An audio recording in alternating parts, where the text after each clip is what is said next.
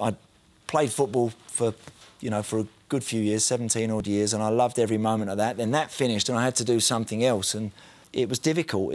You have ideas about what you'd like to do. Football was kind of all I'd known, but I wasn't 100% sure about staying in football as in management or in coaching. I don't know why, it just didn't grab me, and television was a completely different road and something that I fancied having a go at.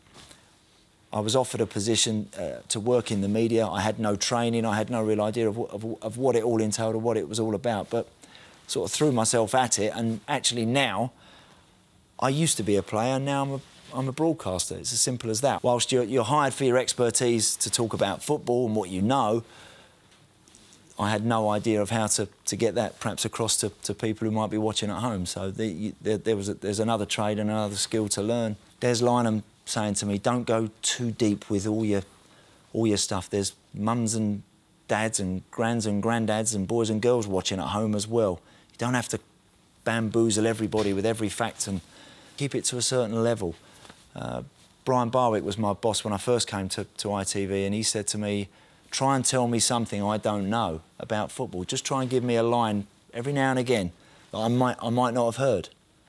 Because obviously football's on telly an awful lot and people trot out the same sort of stuff. After all, it is what it is.